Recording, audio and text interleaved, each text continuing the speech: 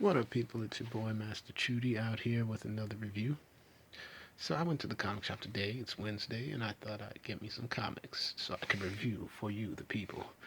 And I'm gonna hit off with X-Men Gold. Yeah, I'm starting to expand my mind and look into Marvel and check out their strengths and their many flaws. And so I thought that maybe I'd start with the X-Men. And so I've heard mixed things about X-Men Gold, um, mainly from Diversity in Comics, basically. Um, but let's get started with the covers. It's a very X-Men like cover. You got Colossus, you got Shadowcat, Kitty Pryde, and Diversity Comics would be pleased because she's definitely looking very feminine, very fit in this cover. In this cover, particularly, and yeah, basically that's I'd rate the cover pretty good, very good. So let's get into it. So we got X-Men Gold. X-Men are in the charge of Kitty Pryde, Shadowcat, basically. So we have the members. Shadowcat, this is not a very good picture of her. She's looking like Wolfsbane. You have Storm, Nightcrawler, Colossus, Rachel Gray, Prestige, and Old Man Logan. So, moving forward, we have Kitty Goes to Washington, Part 1. Mark Guggenheim, which I heard good thing, which Diversity Comics was impressed with his writing, and Ken Ashley as the artist. So we have the first page. It's in Russia, and these men are apparently discussing about power, or trying to obtain a certain power. It's very wordy exposition that is not something I would start off first page off with, but that's just me. But it's supposed to lead to something bigger near the end of the story. And apparently this is magic, but I'm not confused. I might be confused. So we get another scene that's in America, that peace. They exalt it with speeches and proclamations while imposing sanctions that wrap like fingers around the throat of my country. Hint, hint, Russia sanctions, and it's just funny how this played into today's news. That new sanctions on Russia, but I'll try to keep the politics down. But it's hard to with this particular issue. So they sell their votes to the highest bidder while they starve women and children. And yet to them, I'm the criminal. So this is clearly Whiplash, the Vanko version. Nice suit, and we can see that he's working on something big. So we get to the Xavier Institute for Gifted Children. Supposedly that's the name, but here we have the Xavier Institute for Mutant Education and Outreach.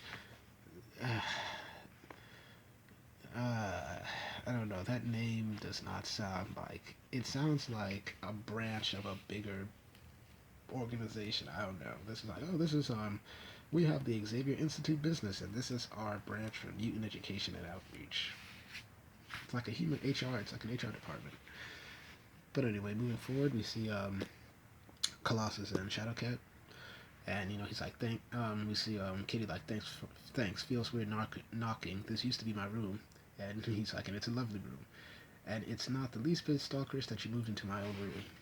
And we see classic Peter looking flustered. He's like, I wasn't. I mean, I didn't. I mean, and she's like, it's okay, Peter. I was just joking. Almost 99%. So this is a very they definitely made Kitty a little bit more feminine, which is good. So she's like, so I'm headed to D.C. And he's like, yes, I heard to tell Congress where they can shove their mutant deportation law. It's like, I was told I was going to be a tad more diplomatic, but yeah, pretty much. And I was wondering if you would come with me. You see, oh my gosh, Kitty's asked me to accompany her, and still shocked. And he's like, come with you as in like your your lover. It's like, no, muscle security. It was Logan's idea. It's like, but I'm able to steal up. Still got a lot of muscle though, and feeling the love right here, feeling the love. And she's like, it was Logan's idea. Like, yeah, not that I don't want you, I do want you, but yeah. And yeah. Then we move on to the next thing. So we have um we have Kurt and Rachel Gray here. So apparently, it's like, so what do you think? It's like, I don't understand why you want to have dinner with me. It's like, you kissed me. So apparently, in one of these issues, they have shared a moment or so.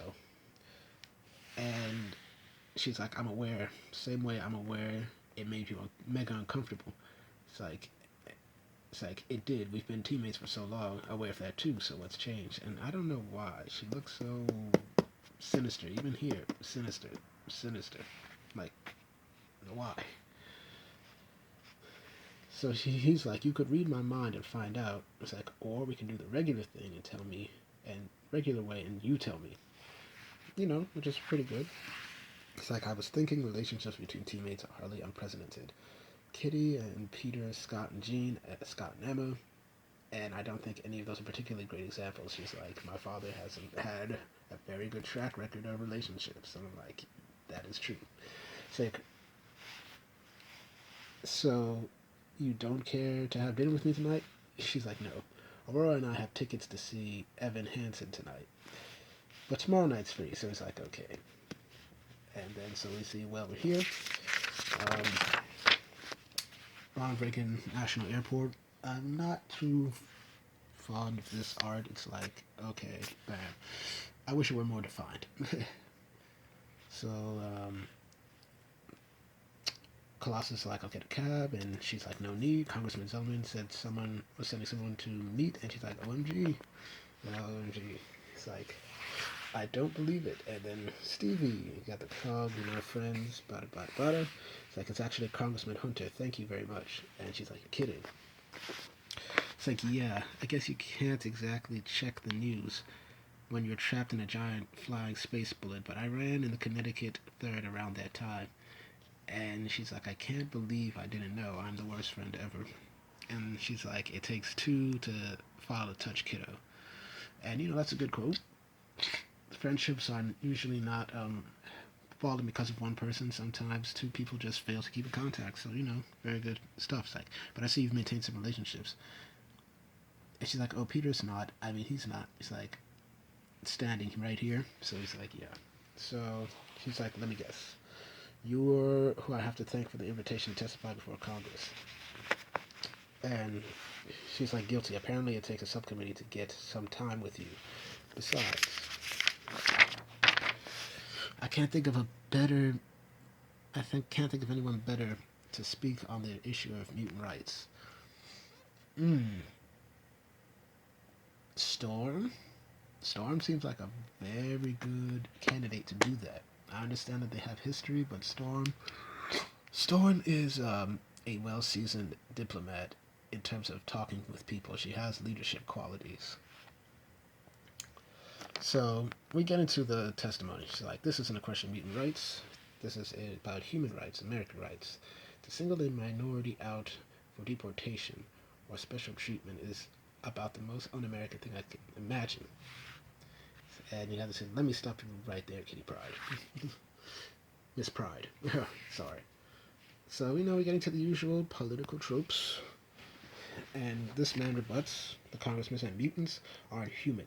I don't care if that sounds politically incorrect, it's the truth. Humans can't level cities using their eyes or their brains or what have you. That's a fair point.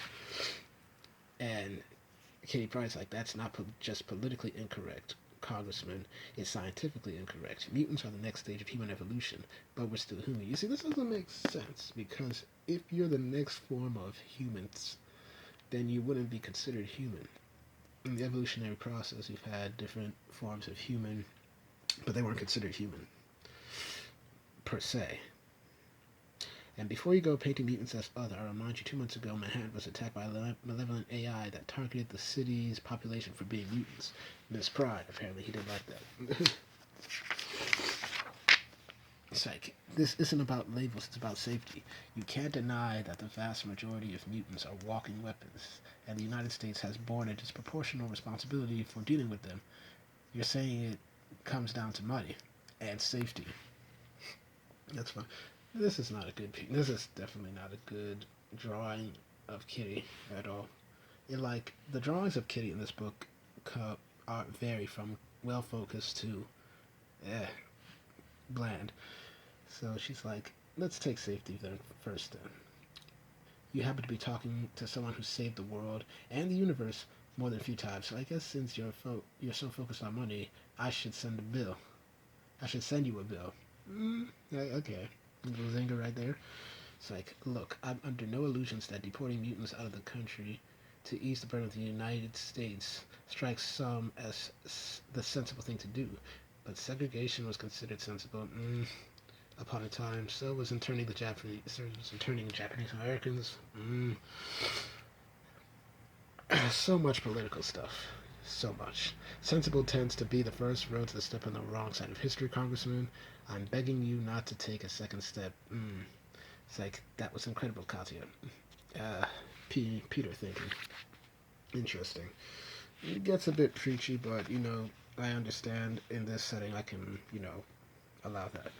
So, we have here, thanks, but I still have to come back and be incredible tomorrow. It's like, how, you must be finished. How about some dinner? Peter, I don't know. It's like, it's just dinner, Katya. He's like, I really want to have dinner with you, please. What is the harm? What harm could come from a simple dinner? So we see Kurt and Rachel. Did they de-age Kurt? I'm just curious. One of us could get hurt, which could cause. So they're back in New York. So one of us could get hurt, which could cause the other to lose focus, which could lead our teammates to getting hurt. It's like, did you ask me on a date to list all the reasons why we shouldn't date? It's like, I'm very confused. Well, when we were in Excalibur, Brian and Megan were together. It didn't mess anything up. And as for my mom and dad, that was a special circumstance. And once again, a sinister look. Like, I don't get this. It's like, unless you find yourself consumed by your newly upgraded powers, and it got her thinking.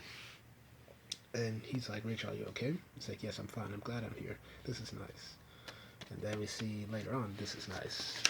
So, the legacy stuff. It's like, but just to be clear, this dinner leads nowhere. She's like, and he's like, understood. This is a mistake. So as you can see, there's like no pupil at all here. No people at all. Then it gets back to the people here. So that's a mistake on the art.